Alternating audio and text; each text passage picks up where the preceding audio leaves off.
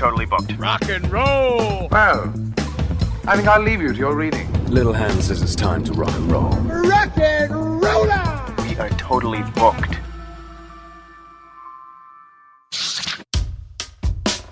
Welcome back to the Booked on Rock podcast. I'm Eric Senich. Make sure you subscribe wherever you listen to the podcast. We've got some great interviews lined up. Jean Beauvoir of the legendary New York City punk band The Plasmatics will be on to talk about his book, Bet My Soul on Rock and Roll, Diary of a Black Punk Icon. Photographer Elliot Landy. He's released a book called Photographs of Janis Joplin, On the Road and on Stage. We'll be talking to Elliot. James Campion, author of the new book, Take a Sad Song, The Emotional Currency of Hey Jude. And also Jesse Fink. He's got an updated edition of his book, Bond, The Last Highway, The Untold Story of Bon Scott and AC/DC's Back in Black. All those guests coming up over the next month or so. Go to bookedonrock.com for a list of all of the major platforms to listen and subscribe. And also give us a 5-star review if you like the podcast. On to this week's guest, Michael Barclay. He's here to talk about his brand new book, Hearts on Fire, 6 Years That Changed Canadian Music, 2000 to 2005. Hearts on Fire is about the creative explosion in Canadian music of the early 2000s, which captured the world's attention in entirely new ways. The Canadian wave didn't just sweep over one genre or one city. It stretched from coast to coast, affecting large bands and solo performers, rock bands and DJs, and it connected to international scenes by capitalizing on new technology and old-school DIY methods. Arcade Fire, Godspeed You, Black Emperor, Feist, Tegan and Sara, Alexisonfire. Those were just the tip of the iceberg. This is also the story of hippie chicks, turntablists, poetic punks, absurdist pranksters, queer orchestras, obtuse wordsmiths, electronic psychedelic jazz, power pop supergroups, sexually bold electro queens, cowboys who used to play speed metal, garage rock evangelists, classically trained solo violinists, and the hip-hop scene that preceded Drake. This is Canada like it had never sounded before. This is the Canada that soundtracked the dawn of a new century. Featuring more than 100 exclusive interviews and 2 decades of research, Hearts on Fire is the music book every Canadian music fan will want on their shelf. Michael Barclay is the author of the 2018 national bestseller, The Never-Ending Present, The Story of Gord Downie and the Tragically Hip. He's also a co-author of Have Not Been the Same, The Can Rock Renaissance, 1985 to 95, to which this book could be considered a sequel. He lives in Toronto, Ontario. Michael has put together a playlist of the music that was discussed in his book and also some of the music we discussed in this episode, so just head over to the show notes page to check that out. Now on to our interview with Michael Barclay. Michael Barclay, thanks so much for being on the Booked on Rock podcast. Thank you so much for having me. I love books about rock. Oh, absolutely. So do I. Obviously, that's why I'm here. I got this podcast to talk about all these great bands and artists and music. This is an interesting one for me because I'm familiar with some or maybe half of the bands that you write about in this book, but the other half I was introduced to, and I've become a fan of a lot of these bands now. So let's get to this. Your initial plan was to cover the entire first decade of the new century. What led you to focusing on the first half for this book? For starters, the final book is 600 pages long, so you can only imagine what it would be like if I decided to expand the scope. I wanted people to be able to hold it while they're reading in bed. Any bigger than this would be a little precarious. So there was that very practical reason, but also I felt like the first half was really transformative, and that was like when lots of cool stuff happened afterwards, but it was like, this was a time when it was like, oh my God, that happened. And then that happened. And how did that happen? And, a large part of the thesis is, 2 words, the internet, and so like 2000, you really have like the dawn of file sharing and blogs and message boards and kind of new methods of distribution. So suddenly Canada, for decades, people had trouble getting out of Canada, unless you made very, very commercial music, unless you're Bryan Adams, unless you're Celine Dion. It was very, very difficult. And now suddenly a lot of the walls came down and you could kind of leapfrog over stuff and be heard everywhere, and people would be excited to hear from you. And there was a period of time when Canada became like the hot new thing, like the same way cities are, like Seattle or Manchester or something. And this was like, no, all across this country that most people didn't ever think about before, all this great stuff was happening. And there's also like I had a clear thesis that was like, this is I mean, a lot of it is personal taste, but there's some acts in this book that I'm not a fan of, but I have a lot of respect for and that who definitely fit the thesis. So the thesis was they had to have made their career during these 6 years. A lot of them obviously started earlier, had some mild success in the 90s, but then like this is the time when they make it. And they had to be known around the world. That was the other thing. So now not known, at like a Nickelback level, but certainly in their the kind of like niche genres, whether that's like electronic music or, country music or whatever have you, they did have audiences around the world and weren't just confined to Canada. Because there's always great music in Canada, but, just like any moderately populated country, not a lot of it gets out of there, So this was a time when there was a lot and in a lot of different genres, I think. What bands did you listen to growing up? Yeah, well, there was a lot. There's a book that I co-wrote with two other people before this one called Have Not Been the Same. And that was about kind of our high school university years, which were like 85 to 95. And so, the Tragically Hip are a really big band up here, and they're quite well known in the States, not across the States, but like they would always do very well in Chicago and Texas and Seattle, like kind of weird pockets, like not just like the East Coast, or the West Coast. So the Tragically Hip were one, and Blue Rodeo was another.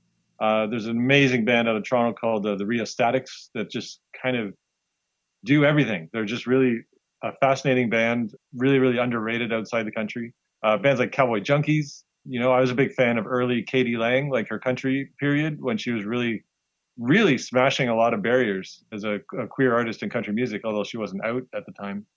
There's a bunch of kind of garage rock out of Montreal, bands like the Gruesomes. And then later on in the 90s, there were bands like Sloan, who also did pretty well in the States, not Blockbuster or anything, but like kind of college radio people definitely knew who Sloan were, and they still tour in the States.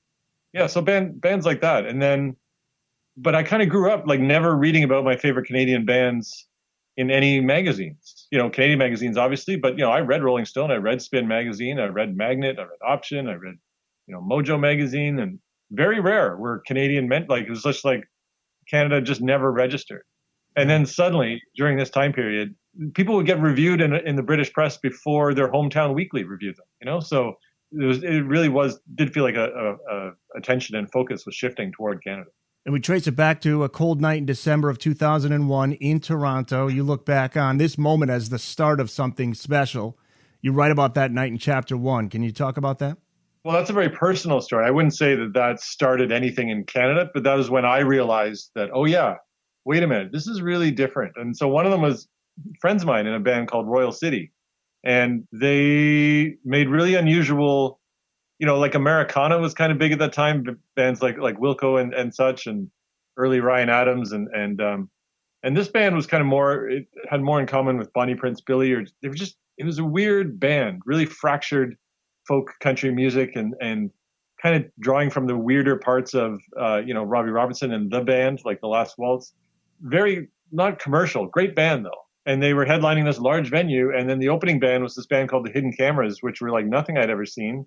It was like this group of queer camp counselors or something with all these nerdy people on stage playing every kind of instrument, very simple melodic songs, beautiful songs, very danceable. And Toronto didn't dance. Like I feel maybe this is true elsewhere, but I just felt like in the late 90s, you go to a rock show, people would stand there and kind of like bob their head a bit. It's like, who's having fun? Like, this is music about the body, like dance people, So, the Hidden Cameras were so much fun. And then right around that same time, that's when Broken Social Scene's big record was just about to come out. And Peaches had already left Toronto and was doing really well in Europe. And, one of my editors said, this is the beginning of something. Like, people are going to be talking about Toronto soon. And I was just so used to like nobody giving a crap about Canada that I'm like, that'll never happen, And then sure enough, within a couple of years, like there were headlines. Like there was a headline in GQ magazine that said like, "Is Canada cooler than us?"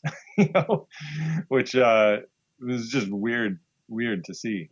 Like Ireland or Sweden, like there's other kind of not traditional rock music countries that would have these little kind of bursts of activity. And I just felt like it was Canada's turn in the early 2000s. What do you credit the artists that did break through in the past? Like you mentioned Bryan Adams and artists like that who did break through. What was it that they did differently? Did they have more of a record label support? Was there more of a connection did they know somebody here in the States? How did that all happen? Well, first of all, they were all like very commercial, like Okura, like they sounded like what was on the charts, like Bryan Adams, obviously a very talented guy, kind of fits in between Springsteen and Bon Jovi. Like he's very easy to explain to audiences raised on American rock music, Celine Dion's a bit of a different egg, but there were a lot of like bands like Loverboy. There was a manager in Vancouver who was an amazing businessman, a real hard ass, and not often well liked because he's a bit of a prick, but really kind of muscled bands like Loverboy into the American market and kind of like shook down the record labels to make sure they paid attention, and I think it was really business hustle. A band like Triumph. I just watched a documentary about Triumph. I don't know if you know that band. Oh yeah, sure do. Yeah, great band. Trio, like a Rush offspring. Yeah, they kind of got labeled as like Baby Rush for a while. But again, it's kind of management. Like the drummer in that band just seemed to be like just so incredibly driven, and so it was really like super hard work. And breaking America is really tough when you're not from there. And people talk about reasons that the Tragically Hip never really totally broke through, and people in the industry would say, well, it's because they never moved here. Like if they had moved to Boston or Philly or somewhere that puts them within easy driving range of a bunch of key markets and just play the shit out of those markets, they would have had a better shot instead of just doing like one US tour a year kind of thing. And you think about Australian bands who make it in the States, like Midnight Oil or because Midnight Oil did move to the US for a while for that very reason, right? And it worked. AC/DC, or like the Bee Gees moving to London, like you had to actually move there. And that's what earlier Canadians did, Joni Mitchell, Neil Young, that kind of early wave. A lot of them moved there. A few didn't, the Guess Who, Gordon Lightfoot, they stuck around. Rush always lived in Toronto, but most people had to leave. And so in the 80s, 90s, you had a lot of this great music that, the people who made it really sacrificed their lives to make it. Like people like Sarah McLachlan, Bare Naked Ladies, they literally did nothing but tour the US for 2 years straight, like didn't have a home and just like were on the road constantly. Those two artists deserve every single thing they got because they worked their ass off and made tons of sacrifices. You write that the history of Canadian music is that of independence, and until the 70s, artists had to almost certainly leave the country to have a career, which is what we just talked about. Before we get to the emergence of these artists in the early 2000s, can you give a brief description of where Canadian music was up until then and the stigma it had up until 1999?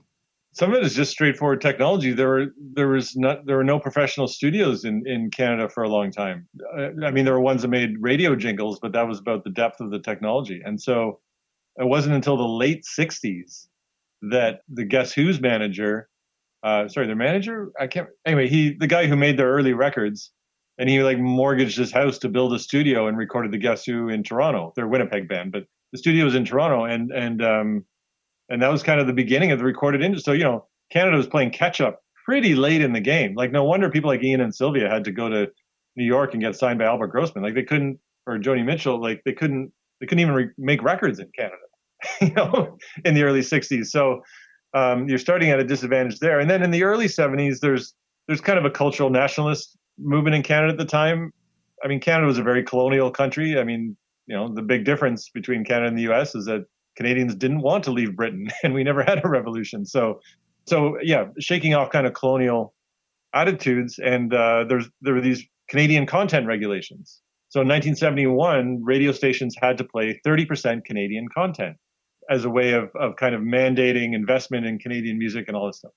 And, in theory, that's a great idea, but like a lot of kind of socialist ideas, sometimes it doesn't play out that well, especially in the beginning. So radio stations were like, they were convinced that all Canadian music sucked, and maybe it did because it wasn't like the recordings didn't sound as good as American records, and radio stations would have what they call a beaver bin. Beaver being, a Canadian national symbol, Canada being built on the back of the pelt industry. And the beaver bin would be where they would chuck all the Canadian music. They'd be like, we're not playing this. Just throw it in the beaver bin. So Canadian music was kind of a joke to its own industry, in the 70s. And then so you have a band like Rush, who tried to get signed, and everyone thinks they're terrible. Nobody wants to sign them. And then they're like, screw you guys. We're just going to put out our own record. And they did. And then they do okay in kind of Ontario, and they're playing high school dances. I can't imagine Rush playing a high school dance. Man. They did. Yeah. And then I don't know the exact story, but it was some kind of fluke thing at a Cleveland radio station picks it up. It starts spinning this independent record from Toronto that builds some buzz, and then they like sign a deal. They license out their record to trying to remember what the first record company was, Mercury maybe. And so they always had their independent label called Anthem Records, and they would license it out to whatever major label would help them put it out. That's very DIY, like from the beginning. And again, it helped that they had a really good manager, a pushy manager who opened a lot of doors for them, a guy who later on would manage Van Halen. Yeah, I know very well. I'm a huge Van Halen fan, so I know very well about it. Yeah. Controversial period in Van Halen history, the Ray Daniels years. Yes, sir. Yeah, but yeah, he was there from day one. Yeah, from the debut album, by the way, the label was Moon Records. Oh yeah, even before Anthem, it was called Moon. You're right. Yeah. There's a great story you tell about the band, the New Pornographers, that has to do with just the rapidly changing way that artists could get their music heard around the world. Can you talk about that story? Well, that's I'm trying to think if that's a song that spread through the internet or not. It was a band. It was a guy in a Vancouver band who were signed to Sub Pop in Seattle, but like nobody bought that record. Like it was a band called Zampano, really kind of flopped commercially. And then he had a bunch of songs. He just wanted to put some friends together, make a kind of band on the side, because everyone in Vancouver had a couple of bands on the side. And so he puts together, and he gave it this ridiculous name, New Pornographers. Then he writes a song, and he gives it to his friend Nico Case to sing, and she sings the shit out of it. Like her vocal delivery is just like phenomenal. And the song is great. It just sounds like, the Cars 10 greatest hits mashed into one. Like it's just Cheap Trick, like kind of late 70s, early 80s power pop. And then it gets put on some compilation record in Vancouver. And then that gets played on campus radio across Canada. People just like, this one song is amazing. And then within a couple months, the New York Times calls it one of the greatest albums of the year.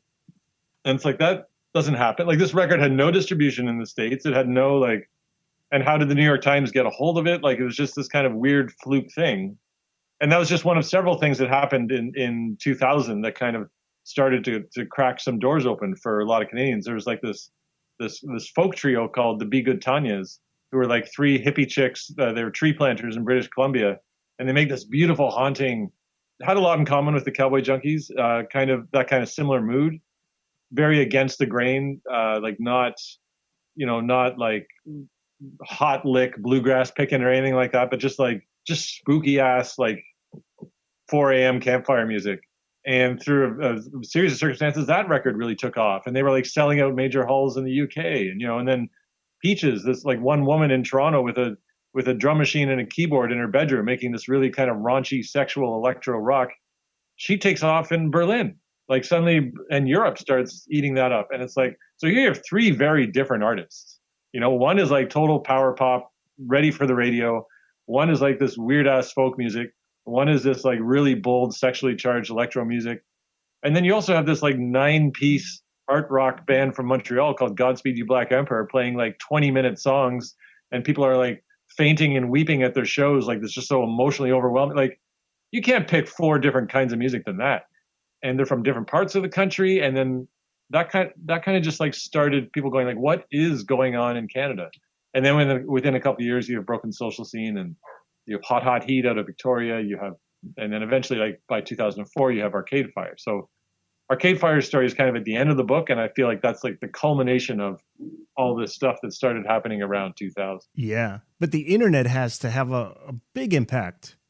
That's how it gets out there. Otherwise, back in the day, pre-internet, you had a huge following in one certain area of the world, but even here in the U.S., you'd have a band that was huge over in Colorado, but nobody knew about them over here where I am in Connecticut or whatever, But the internet just, everything changed with the internet, and then YouTube and all that stuff. YouTube was later. Like, a lot of the stuff I'm talking about is kind of even before MySpace, if you want to place it in the timeline of technological development. So a lot of it is file sharing, which is ultimately destructive to the entire music industry. But at the time, it really enabled people who wouldn't otherwise have a shot to get their music heard. And the other thing is that with file sharing, first of all, I'm assuming we're of a somewhat similar age. You probably remember buying records on import. Yeah. Oh, yeah. I was born in 72. Yeah. So yeah, I'm 71. So that concept is suddenly out the window. Nobody's lining up to buy a record on import anymore because you can hear it through file sharing. So that, again, that gives Canadian bands an advantage. They don't need distribution deals in place in different territories for the music to be heard. And then but file sharing, you also have this glut. Like I knew people who would just like download everything they could find, right? And then they just have too much music they're never going to listen. Yeah. So then there becomes this kind of cachet. And it's like, well, what do you like that nobody else likes? Or all this, now we have access to everything. So what's the story? What's the narrative? Where are cool things happening? And then the story, I think, developed that, there's actually a lot of cool stuff in Canada. And then if you're living in America, then you have this like little secret. There's actually a record label called Secretly Canadian, right? It's kind of like, I've got this favorite new band, but you've probably never heard of them. They're from Canada, like trying to make yourself, it's like the Canadian girlfriend trope, in like American teen sex comedies or something like that. I've got this hot girlfriend, but she lives in Canada. You wouldn't know about her. And now everybody had a hot Canadian girlfriend and they were all in these bands. That was the cultural currency. You'd be like, oh yeah. And I also say that I think Sweden had a similar moment too. There was a lot of great music out of Sweden, a lot of great garage rock, a lot of great kind of like folky kind of twee pop, a lot of like electronic music. And for very similar reasons. I think a lot of Swedish music did very well. At the same time, a lot of Canadian music did well. And if you look at what was happening in the world, this is post 9/11 and America's going to war. And I think there was also this kind of like, what is going on in the rest of the world? I feel like that was another kind of subtle part of like, oh yeah, Canada didn't go to Iraq. Like what is going on? Oh, and Canada's legalizing gay marriage and Canada has medical marijuana. And like, what is happening? Like, comedians would make all these jokes about I'm moving to Canada, so I think that was all in the air as well. And I think that helped. Let's get to Arcade Fire. You say the moment they arrived nationally was in 2005 at the Coachella Festival in California. Can you talk about Arcade Fire's beginnings and their rise to national prominence by 2005? Yeah, so there's a pretty big gap there. Like Win Butler, born in California, raised in Texas, and he moves to 2000 to follow a friend of his to school. They'd been trying to start a band at Sarah Lawrence, and then they were living in Boston. I don't think they were going to school in Boston. They were just living in Boston. Anyway, couldn't get a band together. They were writing all these songs, didn't like anybody they were playing with. And then his friend decides to go back to school in Montreal. He'd already started school there. Win Butler didn't even know where Montreal was, or, had a vague idea that people speak French there. So he shows up in town in 2000 and then tries to start Arcade Fire in Montreal, which, long story short, he does. He eventually finds a group of people, and he finds the woman who would later become his wife and chief creative partner, a Quebecois woman of Haitian background. And then there's the band. But nothing really happens for them for a long time. They're really just playing Montreal loft parties. Nobody outside the kind of like small Anglo university student scene knows anything about them. They put out an EP in March 2003. Some people notice it. They start getting some good opening gigs, but nobody cares really still. Then they start making this record that's called Funeral. And right before it comes out, they do a tour with these friends of theirs from Montreal called the Unicorns. And the Unicorns is one of the weirdest stories in the whole book. And that's just a band that once performed in sleeping bags on stage. Like they're just a super weird ramshackle band, but very hardworking band. And the Unicorns kind of had a fluke success in the States. They were very popular with campus radio, and Arcade Fire opened for them, and then just had a barn burning, like evangelical tent revival style thing in the state. Like they just slayed everywhere. And everyone was like, what just happened? Who was that band? So they kind of build this buzz up a couple months before Funeral comes out. And then it comes out, and this is the kind of the classic story of the era, kind of a definitive story, is that Pitchfork reviews the record. Pitchfork is also new. Like Pitchfork is just beginning to become what it is now. It's at that point, it's still one of like 5 or 6 of blogs that people kind of pay attention to. Anyway, they give it like a near perfect review, rave about it. And this comes out a couple days before the record comes out. The record comes out and it's instantly out of print, like instantly, because no one expects this nowhere band from Montreal to sell more than 10,000 copies of a record in a week, like insane. But they do. And then buzz slowly builds. They do a little bit of touring that fall. And then really in 2005, they go to Britain. Record comes out there, does gangbusters there. And then and then they come and play Coachella, and Coachella is like their first non-club show, first show playing in front of more than maybe 1,000 people, right? And they just kill it. You can see it on YouTube, like it's still there. And that's 6 months, like 6 months from when Funeral comes out to playing this like epochal moment in Coachella history. Wild. 6 months, and then everything just went up from there. The '04 album Funeral, not a political record. It's a zeitgeist record, as you call it. What is it about this album that led to the band becoming a sensation the week it was released in September of '04? A couple of things we already talked about. Like I think that earnestness, that passion, which can really be felt in the playing on that record. And also I really think a big part of it was melodically. A lot of rock bands, it's very easy to be powerful without really relying on melody, right? And melody is kind of seen as something that, pop craftspeople do, or kind of the classic singer-songwriter, folky person might do. And when you have a bunch of loud guitars and Arcade Fire's case, many other instruments on stage as well, maybe melody isn't that important. But with Arcade Fire, it is.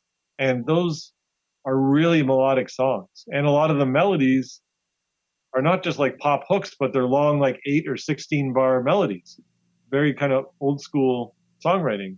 So I think that really made them stand out as well. Like, you can say what you will about the Strokes. I don't think the Strokes have good melodies, they're a good rock band, or many people, I'm not a fan, but they're a good rock band, but melodies are not their thing.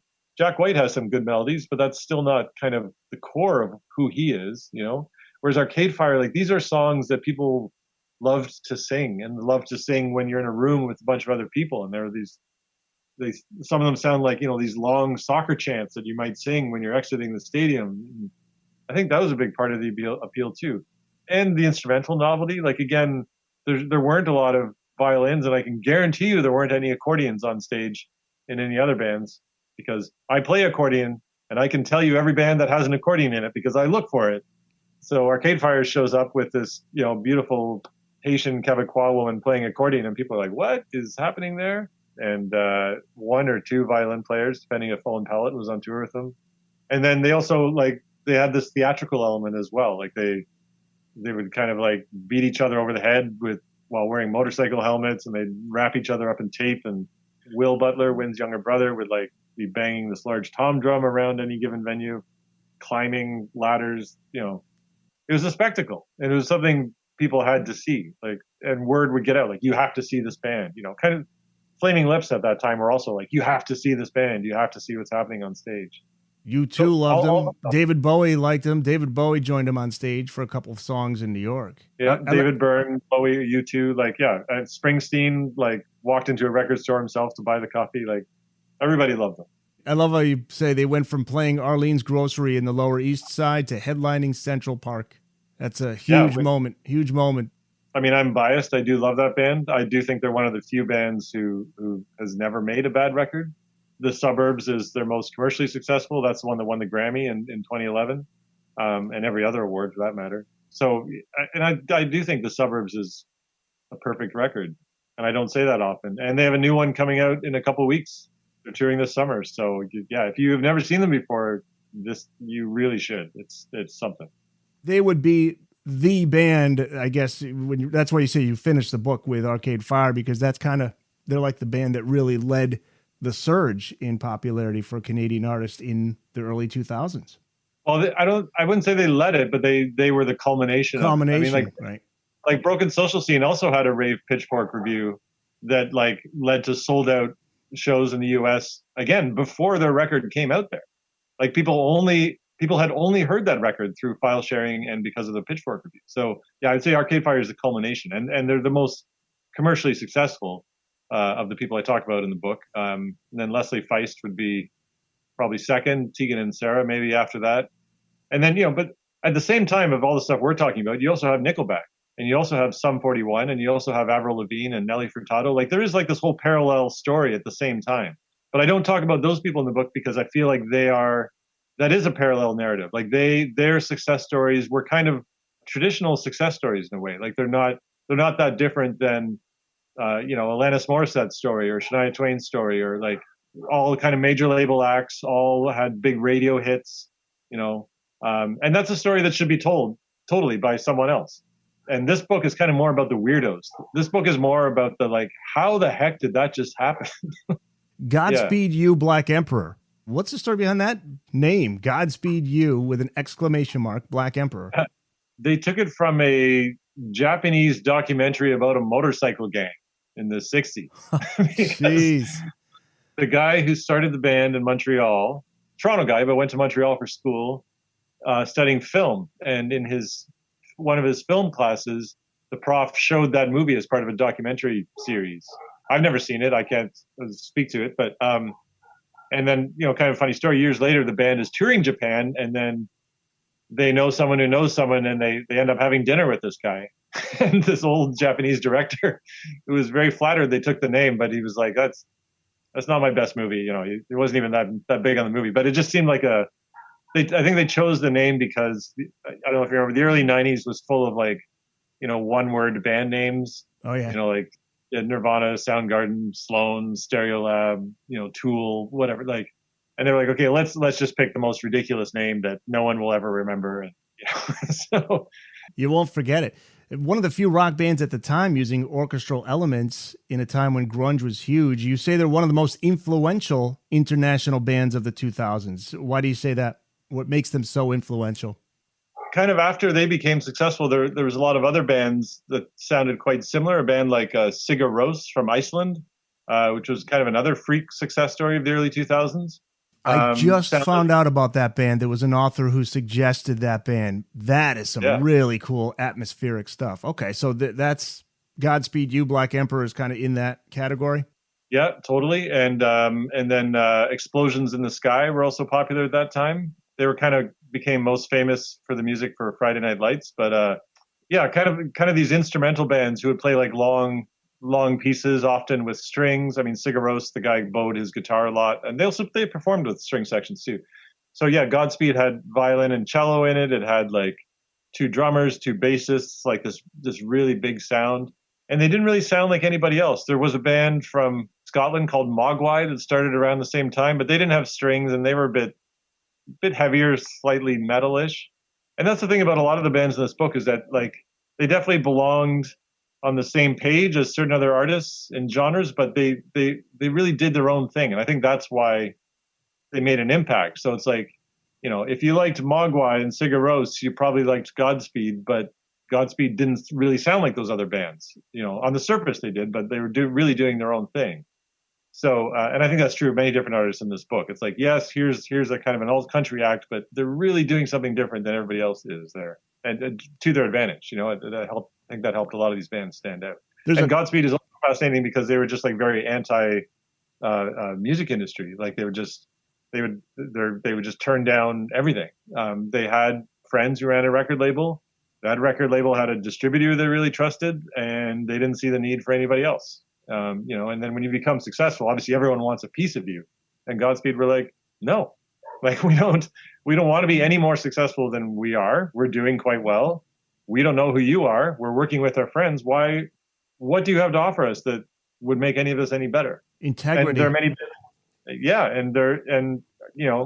Arcade Fire has that to a degree as well. I mean, they obviously clearly engaged a lot more with the corporate music industry, but they came out of the same milieu as Godspeed with like this suspicion of, it's like, oh really? Why do you want a piece of me? Like how can you make this better than it already is? So that's true of several artists in the book, and Godspeed were influential for that reason alone. Never mind the music, just like, proving that other models can exist and succeed.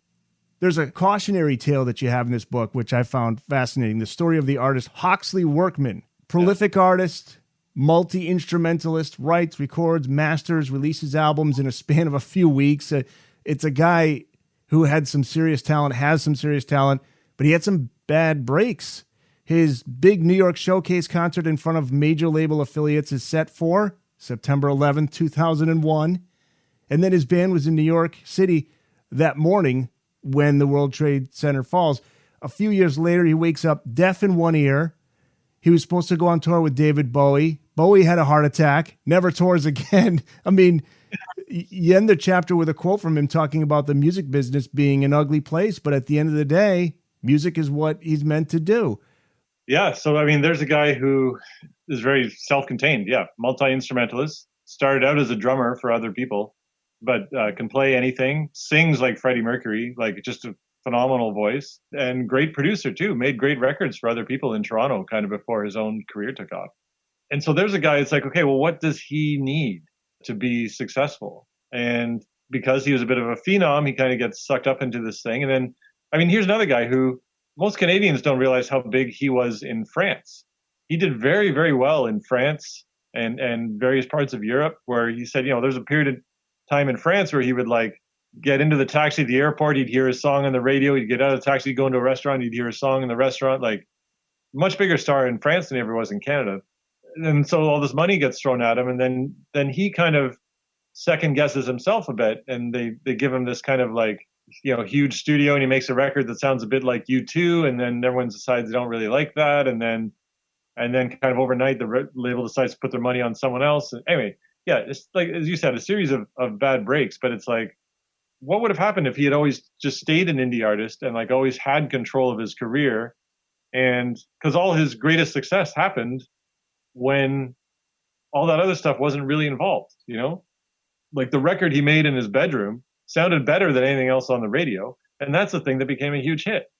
So, and he said, my whole career is people telling me, oh, if you're just a bit more like this, or if you're just a bit more like this. And I mean, that's what record companies do, right? And they're investing a lot of money in people, and they think they know what the market is, and they think they know what's best for the artist. So they put a lot of pressure on people to change.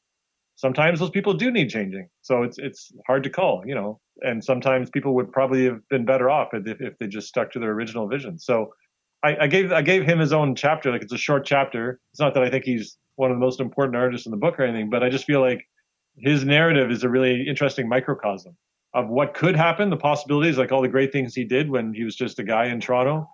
And then when it suddenly blows up in the real world, how that can kind of go south really quickly and mess you up for a while. And then after I tell his story, I tell all these people who never really expected anything to happen and kind of kept everything on a relatively small scale and continued to succeed. The Booked on Rock podcast will return after this. Like the Booked on Rock podcast? Tell a friend and give us a 5-star review wherever you listen to your favorite podcasts.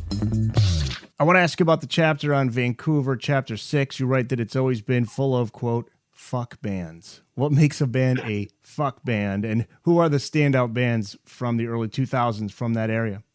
Yeah, so that's like a Western Canadian term that I'm quite positive started in Vancouver, but Albertans love it too. And it's like kind of in the early days of punk rock, there were not enough bands to fill a bill. So everyone would just trade instruments and form a fuck band, like just like write different set of material and just kind of goof around.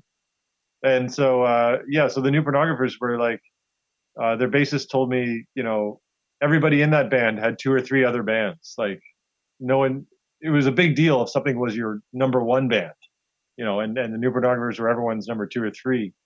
Yeah, it just speaks to kind of like a small scene and kind of rotating players. And that band in particular took some of the best players in Vancouver and put them together, again, with the expectation that nothing would happen. You might as well ask the most talented of all your friends to help you make a record and then hope that if anything does happen, they can all go on tour with you. And as it turns out, one of the guys he invited into the band, one of the guys Carl Newman invited into the band, decided to split for Spain as soon as the record came out. And he's like, whoa, well, what? Now we're a band. But the thing was, nobody knew who anybody in the band was. So nobody noticed that guy was missing. And that guy, by the way, is Dan Behar of Destroyer, who still has a very successful solo career. But when the New Pornographers first went on the road, nobody was missing him from stage because nobody knew anything about this band. They were a bunch of Vancouver nobodies. So, yeah, so those are the two of the bands from Vancouver I talk about. And then Black Mountain is another great band, really great, heavier rock band, kind of psychedelic, amazing kind of 70s keyboards in the mix. Killer drummer. I got to talk about drummers, though. I mean, almost every band in this book has one of the most amazing drummers I've ever seen in my life. Like, there's the old adage, like, shitty drummer, shitty band, which is true completely. So many artists in this book have the drummer is a central asset of the band. That's true of the New Pornographers. That's true of Hot Hot Heat. That's true of Black Mountain. That's true of the weaker thans. That's true of broken social scene. Name it. Constantine's, Wolf Parade, amazing drummers, all of them.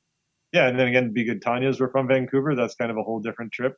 And then Tegan and Sara were from Calgary, but they moved to Vancouver once they finished high school.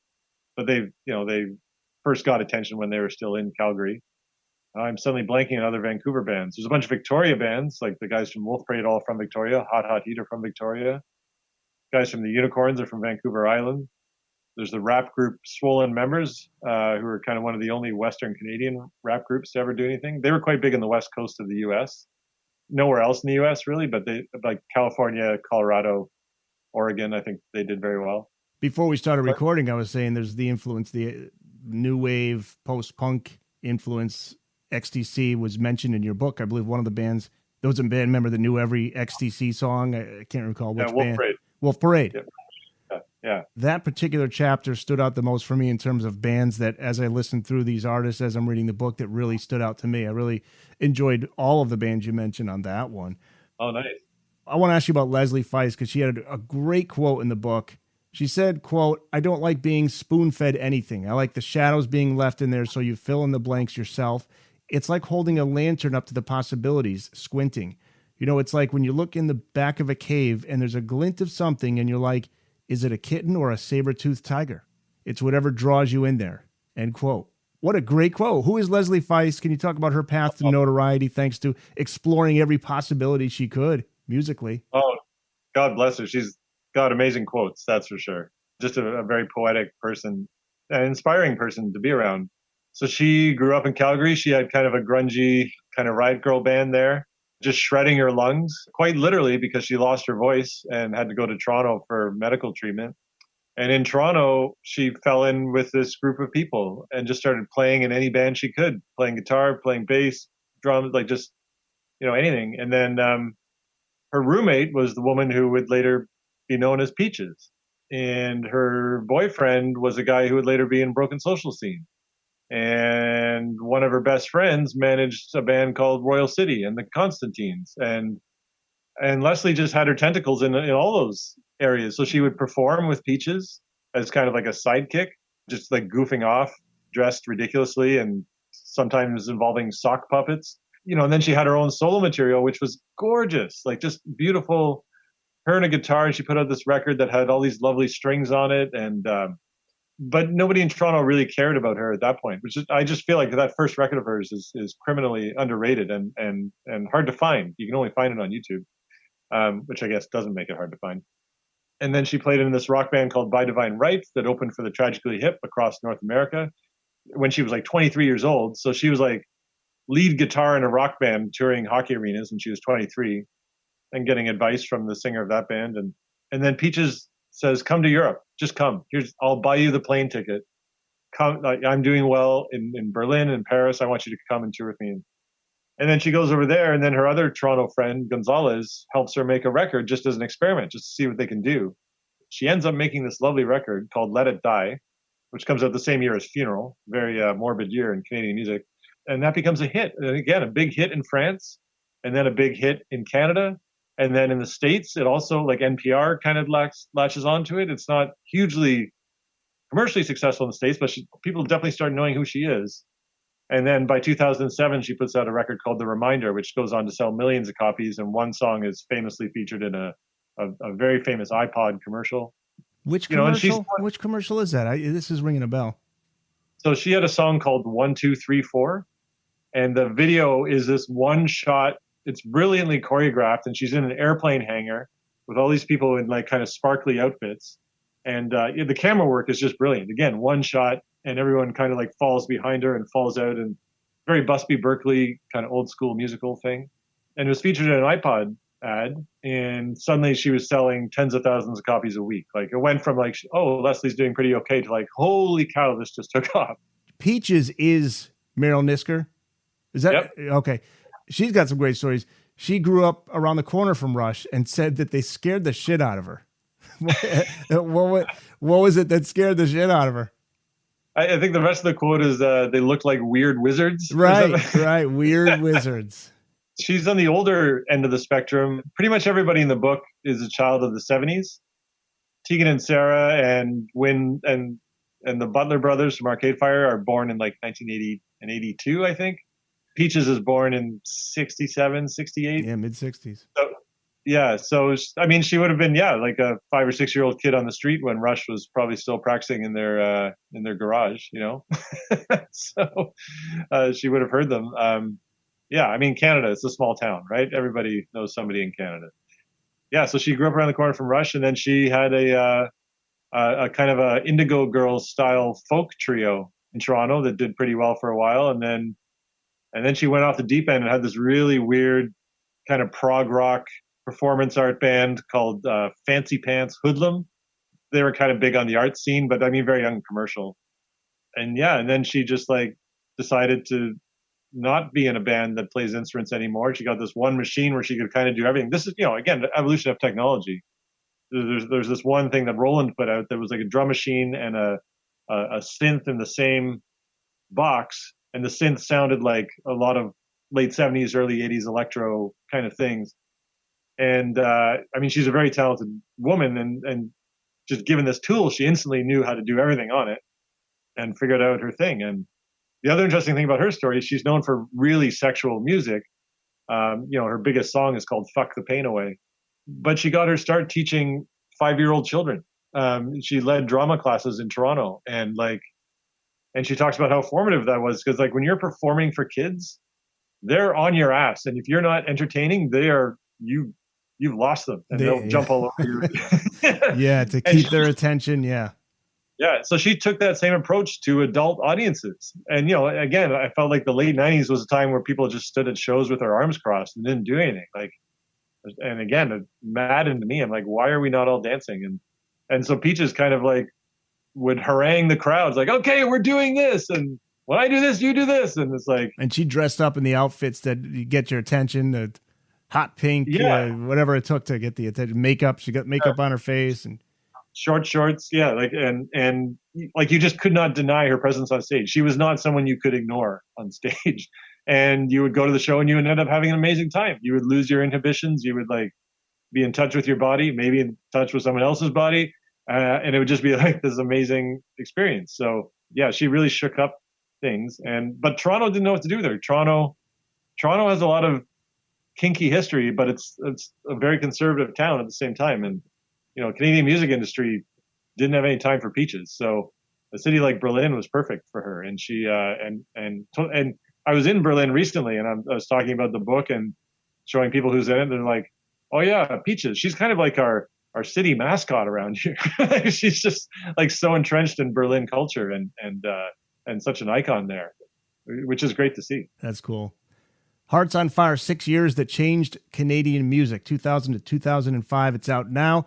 And we're talking with author Michael Barclay. There are some great stories in the book about artists who made the most of what little they had to work with early on. Murray Lightburn, one half of the husband and wife duo The Deers. Early on, he cobbled together an album in bits and pieces on borrowed time. He said, quote, I was frustrated by my lack of resources, but my brain was exploding. I love that quote too. Doing whatever it takes to make it happen, right? He's been compared to Morrissey. Is that a fair comparison? Depends what you think of Morrissey. Yeah, I don't think he sounds like him. Yeah, I don't either, but so many people do. It's weird. Doesn't look like him, doesn't sound like him. Definitely doesn't look like him. Murray's a black man from Toronto, and Morrissey's very white. Sorry, from Montreal. Did I say Toronto there? Whoa, that's Murray will hang me up high if I said he was from Toronto. Whoa. Here come the emails. That's a federal crime in Canada to misidentify someone from. Here come the emails. Yeah, no, Murray Lightburn from the South Shore of Montreal, born to Central American parents. Yeah, there was a lot of odds stacked against that band from the beginning. Yeah, he got that kind of Black Morrissey tag for a long time, and it just doesn't make sense to me. I hear a bit of Damon Albarn maybe, and there's one other British singer. Like he did love British music, and he did love the Smiths. Like he doesn't deny that influence, but their music didn't sound like the Smiths, and it didn't sound like Blur, and it didn't sound like any other kind of 90s Britpop particularly. It was artier. There was a lot of Pink Floyd in the mix. Like they're a pretty prog band. And there's also like for a long time, half the band was francophone Quebecois, and I think you hear that in there too. I mean, Murray's wife, Natalia Janczak, who plays keyboards, is Polish Canadian, but her keyboards sound very French to me as well. Like they have this kind of very European kind of elegance to it, kind of Serge Gainsbourg vibe. Yeah, so the Deers didn't sound like anybody else in Canada, and despite being compared to a bunch of British bands, I don't think they really sounded like any of those British bands either. So, and Quebec has a big prog rock culture. So the Deers are just a very Montreal band to me, a band that could kind of only ever exist out of Montreal. And they also did quite well in Britain. States, I think they had some pockets where they did well. Definitely not everywhere. Probably just California and New York, I'm guessing. But they would get major press in Britain and do extremely well there. And then when their original lineup broke up, well, one of their original lineups, the lineup that made the most successful records, when that lineup broke up, they played for the first time in Mexico City. They'd never been there before, and they get there and they're playing this huge venue and everybody knows every word. And they're like, oh my God, like we had no idea we were even this big in Mexico. Again, this kind of stuff would happen like with internet distribution and people finding out about you through who knows how. You might not even know where you're popular. Yeah. You show up in a foreign country and you're like, what is going on? There's a concept called Torontopia. What is Torontopia? It was kind of a joke that started being taken seriously because, especially compared to Montreal, Toronto is considered very bland. Much like Chicago is known as second city, Toronto is always like second banana, despite being like the economic engine of Canada. So Toronto always gets knocked for being very dry and boring. British Columbia, Vancouver is full of hippies. It's full of punks. It's politically volatile. Montreal is its own distinct society. It's this like European city in North America. And Toronto is just like, oh, it's whatever. It's Toronto. That's where all the banks are. So Torontopia was like, okay, let's make Toronto exciting and let's make it not be the corporate center of America. Let's make Toronto a place where if you're not having any fun, it's your own fault. Like come to a show and make your own, like we're all going to have fun together. This is kind of like what the Hidden Cameras were about. And other similar bands at that time. To some degree, it's a little bit of what Broken Social Scene was about. And there were also a lot of other things happening in Toronto at that time. Like we just gotten rid of kind of a terrible mayor who'd been there for a long time. It was a bit of a laughingstock. And then it was a time of optimism and change in Toronto in general, not just musically, but kind of politically and socially. And so there's a real kind of upbeat optimism to a lot of music. And also there are a lot of people who are like, screw the clubs. Like let's just put on a guerrilla show in a park, or let's play underneath a bridge, or let's let's just throw a gig on the ferry to Toronto Island, like just random events. It was an exciting time to live in Toronto because there would always be surprising things happen. And then eventually, people get older, complacent, or it turns out that was just like this one special wave of time in Toronto. I wish that stuff still happened in Toronto all the time. But yeah, it was a particularly exciting time to be there, I think. There are some legendary Canadians who had a huge impact on redefining North American roots music. Joni Mitchell, Neil Young, Leonard Cohen, Gordon Lightfoot, and the band, all noted in Chapter 10 titled Country in the City. You write about Corb Lund, the Be Good Tanyas, Kathleen Edwards, and the Sadies. And you write that the alt-country movement of the 90s and 2000s was littered with ex-punks who suddenly discovered acoustic guitars and liked to play down-market dress-up. Corb Lund was in a prog metal band previously, and now he's in this Americana roots music band. What was it that drew them to Americana or roots music? Well, with Corb Lund's case, it's really in his family. Like he grew up on a ranch in southern Alberta, and his family can trace their family history through Texas, through the rodeo, like through Western expansion as the cows move north kind of thing. There's a real connection between Alberta and Texas that a lot of people don't understand. It's like, why do all these Albertans wear cowboy hats and pretend they're from Texas? It's like, well, actually, because that's where the culture comes from, like the history of North American European migration. So yeah, Corb Lund, that's in his blood. That music, absolutely. So he's not pretending to be anything. That is absolutely, like he was a rodeo champion in high school, and he quit to start making music. And he's finally getting his due. I mean, considering he makes so-called Americana music for a long time, he would do well just in pockets. In Texas, he spent a lot of time in Austin, in the area, and primarily in the West, like along the mountains, along that same migratory pattern in Colorado and Montana and such. Did very well there. And really only in the last 10 years has he kind of broken through on a larger scale in that market. Like his last record, No Depression Magazine, which is kind of like the Bible of the Americana movement. If you're a fan of Jason Isbell or Lucinda Williams or like that kind of music, they put his record in the top 5 records of the year. The last one he put out, right next to Jason Isbell or whoever it was. So he's in that category, and he's an amazing songwriter, just one of the greatest songwriters, really. Kathleen Edwards kind of came of age when Wilco and Ryan Adams and old 97s and all that stuff was just coming out. She was like 19 years old, and she was a big Blue Rodeo fan, who are a really big band in Canada, and I think we're better than most of the American artists of a similar ilk. So Kathleen Edwards grew up listening to Blue Rodeo, and then like all this American stuff started happening in the late 90s, and that kind of influenced who she wanted to be, the kind of music she wanted to make. A band like the Sadies, who are very well known in American underground circles, and one of the brothers in the band just passed away while this book was at the printer, actually. Dallas Good of the Sadies died of a heart attack about a month ago. And their parents were country musicians who toured with the Grateful Dead, and went to California to make a record. And interesting. So again, and Dallas's brother Travis learned how to play guitar from Gordon Lightfoot's guitar player. So again, but both brothers grew up playing punk music and hardcore music, but again, country music was in their blood, so they're not pretending, And the Be Good Tanyas, again, they're just like 3 wonderfully weird women who like met while tree planting, and music was just something they had to do. Like it was just, talk about people being driven to do something no matter what. Like music was their spiritual salvation. And then they happened to hitch on to their record. Came out shortly before the Oh Brother Where Art Thou soundtrack, which was huge success, won Grammys, and that led to kind of this renewed interest in acoustic music in the early 2000s.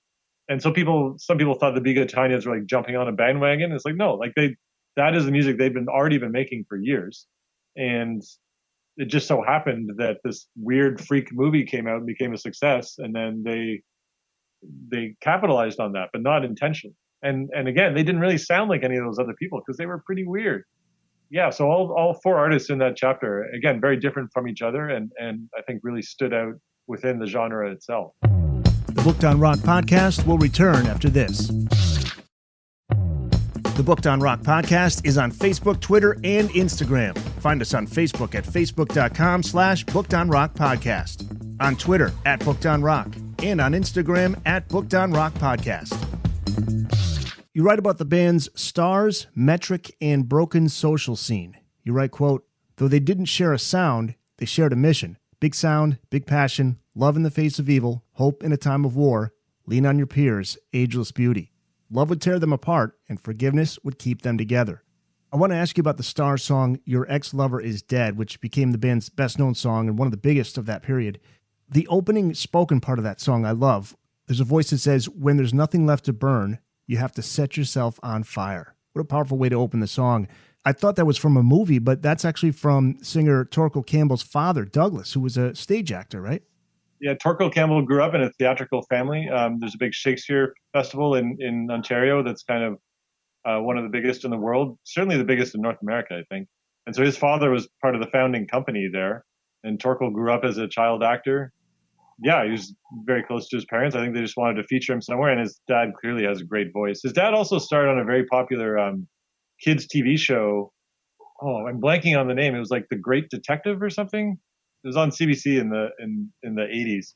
But yeah, that's a great band. And just a quick side note about playlists. I did make a playlist for every chapter in the book. I probably posted it after you received a copy, so you might not have seen that. But I made like a playlist of like the top 40 songs of a whole book, and then I made like individual chapter. I made it for Spotify, Tidal, and Apple. So cool. Any one of those 3. Send the link over. I can put it in the show notes. That'd be great.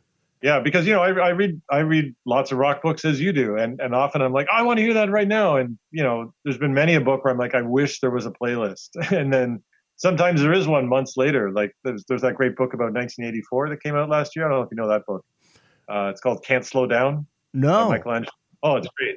And I'm like, oh, I want to hear all this music, but I had to make my own playlist. So I was determined that when my book came out, I would like spoon feed it to you. Like, here you go. Yeah, you listen to it as you go through the book. I even say it with these episodes of the podcast, just if you want to pause it and listen to the song, come back. That's cool, you know. The other thing with playlists is that this book is so musically diverse. Like, I'm pretty sure that a lot of people will buy this to read that chapter about stars and broken social scene, or they might buy it just to read about Arcade Fire, or maybe just about Godspeed, or and they might not know who the Bigatanias are. They might have never listened to Tegan and Sara before. They might not know who Alexisonfire is. Like, so this way, I'm pretty sure that these playlists will introduce a lot of people to this music along with the stories. Before even reading the chapter on Nickelback, it's so funny, Michael, because I had already planned to lead my question regarding this chapter with, okay, now let's get to the elephant in the room. And there it is in your book. Your words, exactly. Time to bring the elephant into the room. Nickelback, the band from Canada, dominated the charts. Billboard declared them the band of the first decade of the 2000s. How You Remind Me was the top rock song of the decade, but the critics were cruel to the band. This is interesting. The artists that you quote in the book, though, they defend them. Danko Jones, also from Canada, defended Nickelback, saying a lot of it comes from jealousy, particularly the criticism from fellow artists from Canada, not the critics. But yeah. He said if you get to know the guys in the band, you would think differently.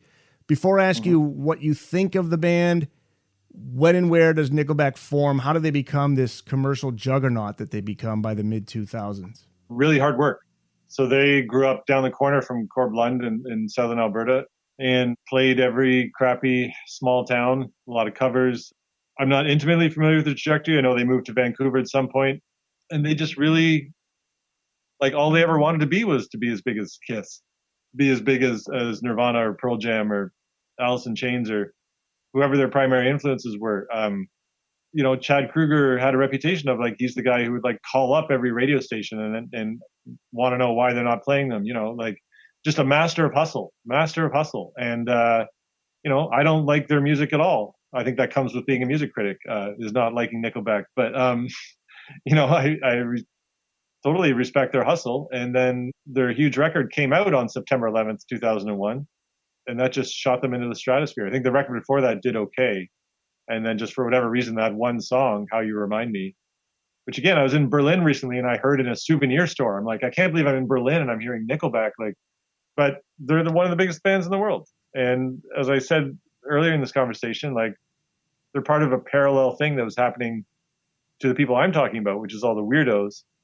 Meanwhile, a Canadian band is the biggest band of that decade, And I also make the point, like, music snobs like me like to pretend that rock and roll in the 2000s was about, the Yeah Yeah Yeahs and LCD Sound System and Arcade Fire and White Stripes. But no, the sound of the 2000s was actually Nickelback. That's what was actually everywhere. They were unavoidable. Nickelback, Creed.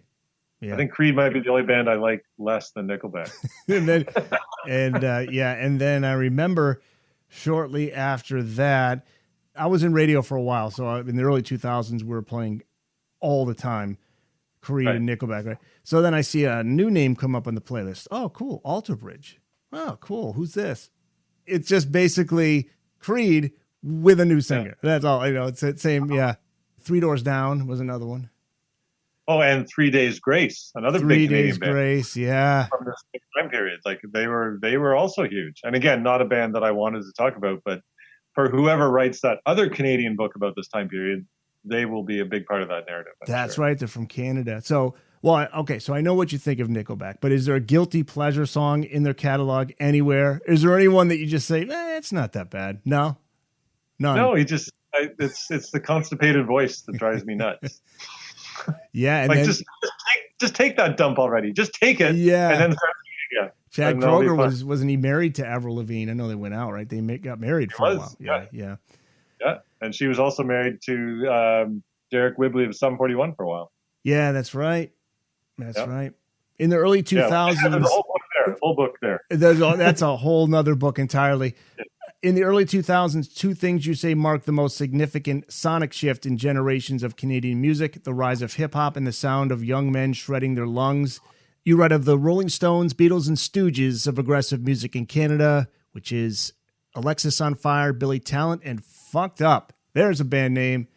Can you expand on that comparison of those bands to the Rolling Stones, Beatles, and Stooges, and why these three bands couldn't be more different? Yeah, that's interesting. So Alexisonfire are kind of the band in the middle, and I argue they're kind of the Rolling Stones, I guess. First of all, these are all kind of punk metal screamo bands, for lack of a better term. So Billy Talent, who did fairly well in the States, I like kind of on the Warped Tour circuit, if you remember the Warped Tour, they did very well in Germany and Europe, and they're like a number one band in Canada. But so Billy Talent they're the nice band. They're musically like brilliant players, just amazing players. They're very polite. They're very philanthropic. They're the gentlemen of aggressive music in Canada, right? Like the music industry establishment loves Billy Talent because they're great guys. They're great guys to hang out with. They're great guys to talk to. They're interesting. So I argue that they're the Beatles. They're the band that like everybody likes.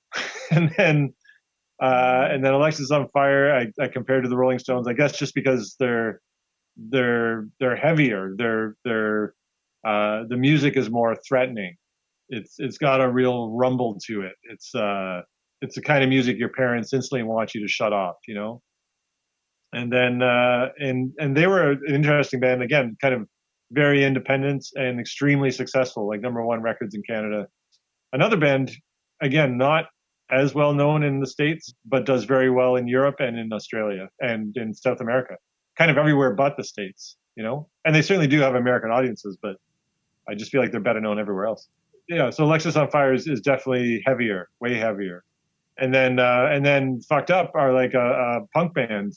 Everything about them comes from the punk ethos. They're steeped in punk history. The singer Damien Abraham has an amazing podcast called Turned Out a Punk, and he has just incredible guests. And he's a super nerd, and he just has very entertaining conversations with them. But that guy, there's no melody in anything he does. Like he screams through absolutely every song.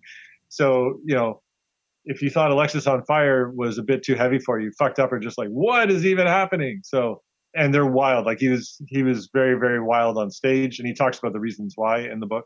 So he was kind of like the Iggy Pop Stooges, kind of walking on the edge of madness kind of element there. So, and there was a big beef between Fucked Up and Billy Talent for a while over kind of a juvenile misunderstanding that I also explain in the book. And then Alexisonfire were kind of the peacekeepers. They're like, you guys should all get along. Like we're all from Southern Ontario. we're all kind of into the same things, and we've all chosen very different career paths, but like we should be buds. And yeah, you know, and Alexisonfire were the ones who were friends with everybody. So what about Weird Canada? You read about Weird Canada. There's some strange corners of Canada's musical landscape, and there was a blog launched in 2009 called Weird Canada. And you write that there's always been an underbelly to English Canadian culture that's either taken for granted or shoveled under the snow. When did this label, Weird Canada, take hold? You said there was a festival for avant-garde freaks of all stripes dating back to 1984. Is that where this starts? The name is from that blog, which is 2009. I think the thing that goes back to 84 is a radio show called Brave New Waves, which I worked for briefly in the early 2000s. So that show ran from 84 to 06. And so in that chapter, I argue that Weird Canada then kind of picked up the mantle from Brave New Waves. But the point is that, like, yeah, I mean, like I said before, Canada is a very conservative country. And the flip side of that is that there's always these glorious weirdos, which there is everywhere, of course. But I mean, I think my point is that if what's often being presented as Canadian culture is very normie norm and, you know, Anne of Green Gables kind of sheen to it, we don't really recognize the people who are really, really out there. And so the four people I talk about in that chapter are really quite out there. Like Kid Koala makes really strange music. He's a turntablist, and he doesn't really have much to do with hip hop, even though he came up in that world, obviously, as a turntablist. But his music is more like the Muppet Show or something. Like, it's really odd. He opened for the Beastie Boys. And yeah, he opened for the Beastie Boys and Radiohead, and he would like appear on stage with Radiohead, and the Beastie Boys had a keyboardist named Money Mark who also put out great records, and Kid Koala was part of his. Kid Koala was also in Gorillaz, massively successful record. So his own solo stuff is really super weird. Buck 65, a rapper who says, I make my music with like fishing wire, or I forget what his quote is, but it's like, it just sounds like a weird old guy in a shack in Nova Scotia making rap music. So we got 50 Cent and Buck 65. That's right. Yes. Buck 65 was first, I believe. Okay. Yeah. And then you said Caribou and Cadence Weapon, another two you mentioned. Yeah. Caribou, a guy who makes like psychedelic jazz electronic music, who's one of his biggest influences was this really weird Greek psychedelic record he found at the side of the road, made by the guy who later wrote the music for Blade Runner. Like, that's the other thing about it. Almost everybody in this book, it's like you write about other bands, write about other scenes, and they all have the same influences. It's like, oh, we all listen to the Beatles, or we all listen to the Velvet Underground, or we all heard Rapper's Delight at the same time. And then like people in this book had some pretty weird touchstones, like really niche stuff, and it sent me down a lot of fascinating wormholes while writing it. Whether it's like really obscure country music, or really weird psychedelic music, or really weird German electronic music, or mid-90s New York hip hop, like UK grime. I never bored while writing this book because like it just sent me in so many directions. What about Dan Buckner of Wolf Parade? This Heart's on Fire, the book title. Dan Buckner of Wolf Parade wrote the band's song This Heart's on Fire. It's from their 2005 album Apologies to the Queen Mary. This is where the title of the book comes from, I assume? Primarily. I mean, I'm pretty lazy in that I like to title things after other titles. I've done that with my other two books as well. As a headline writer, I would often make puns on album titles. So, I wanted to have a title that represented the book from an artist in the book. I always loved that song. Like, I saw one of their very early gigs, and that song stood out immediately. It was just like, holy cow, this sounds like a great, Springsteen rocker from the river or something. A very personal song, very powerful and personal. There's a lyric that you point out in the book regarding his mother's death. He wrote it before Wolf Parade, right? This was a personal song that he had written. Yeah, the lyrics about, I forget how it starts, but it's something about like we left her body in the bed all day. He was on tour with his first band. They were opening for Modest Mouse. Isaac Brock and Modest Mouse really took a shine to them and brought them on tour on the West Coast. And then he got back from tour, or I guess he had a weird relationship with his parents, not great. And then when he was on this tour, he called them after a show in LA, and he said he had this amazing conversation with his mother. They really kind of broke through. And then a couple of days later, his dad is like, "You should come home now." And he goes home, and long story short, his mother died like within a couple of days. She had a condition that had suddenly worsened and got a terminal diagnosis, and within days was dead. So pretty shocking. And he would have been like, 21? No, maybe 24. Anyway, young to lose a parent. And then he wrote this song. And then he decided to split Victoria. He was like, that's it. I just got to get out of here. And went to Montreal, and soon enough formed Wolf Parade. And so that, I didn't choose the title of the book because of that story, but I chose it because I love the song, but also Hearts and Fire are motifs that come up often in the book. The band Stars have an album called Heart, and their next one's called Set Yourself on Fire. Arcade Fire have a song called My Heart is an Apple.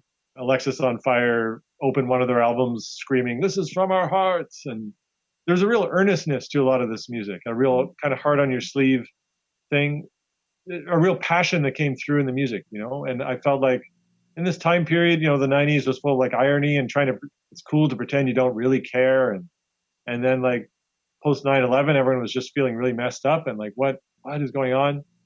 And then all these bands had first of all, they all kicked ass live too. That's another part of their success. A lot of people had instant internet buzz, but couldn't really cut the mustard on stage. All these bands could.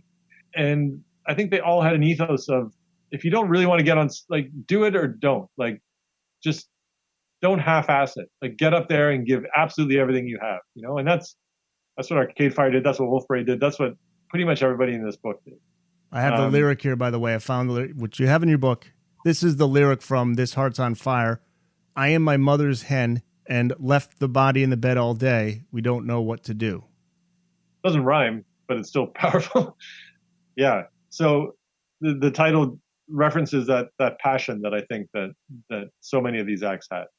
A final question. You note in the conclusion that things changed drastically beginning around 2005, 2006. Record sales dropped due to streaming services, and albums don't break bands like they used to. What's the state of music in Canada in 2022, and where do you see it headed? I don't know where anything's headed because we've got a major energy crisis coming and looming nuclear war and everything else. So I'm not going to make any predictions. I can tell you where it is right now. And that is that, Drake rules the world, as does The Weeknd. You know, two of the biggest artists in the world are Canadian right now. And those are two artists who don't have any direct links to people I talk about in the book. Drake a little bit with an artist called Socrates I talk about in the hip hop chapter, and Cardinal Fischel. But I think their success story is an internet success story, right? Like both those artists succeeded by giving away their music for free online. You know, what hip hop people used to call mixtapes when they actually were cassettes came to mean something else in the internet era. It was just like something you put online for free. You weren't expecting to monetize it in any way. It was promotional. And so both those guys, that's how they became successful and wildly successful. And so now, once again, we have these superstars. And in terms of like the middle ground or the niche weirdo artists, they're also doing well. You know, there's a band like Bad Bad Not Good, who are like this instrumental jazz hip hop band who collaborated with a lot of key people from the Wu-Tang Clan and others, and they're doing really well. They also did well at Coachella last weekend. They've been around for at least 10 years now. There's a band like the Weather Station out of Toronto that had one of the most critically acclaimed records of last year. She's touring all over Europe and the States, and again, yeah, critics love that record. Someone like Daniel Caesar, you know, an R&B singer who doesn't sound anything like Arcade Fire or anything like that, but he's really like carved his own independent path. I think his management team have kind of learned a lot of lessons from the era I'm talking about and the way they managed his career. People like Jesse Reyes. Yeah, there's just always exciting new music coming out of Canada all the time. It's never boring. A band like US Girls as well, I think also has direct lineage from a lot of the people we're talking about here. And that's another amazing band, a big band too. Like there's at least 6 or 7 people in that band. All sorts of great stuff. And I do think there are many through lines from the time I'm talking about till now. Yep. So the music is still alive and well. Some bands to look out for. Over 100 exclusive interviews, 2 decades of research on this book. That's some serious work you put into it. Hearts on Fire, available wherever books are sold, or are there any websites that you want to let people know about? Just my own website, michaelbarclay.ca, is the place you'll find the playlists, but I'll send that to you. You can run it beside the webpage. Social media pages? 3-letter M's and my last name on Twitter. All right. Michael Barclay, thanks so much for being on the podcast. Thank you for your very thoughtful and in-depth questions. I didn't expect to have a full walkthrough of the entire book, but this has been great. Thank you so much for your attention to detail. My pleasure. Thank you, Michael. And thank you for listening. I'm Eric Senich. Make sure you join me again next time for another brand new episode of Booked on Rock.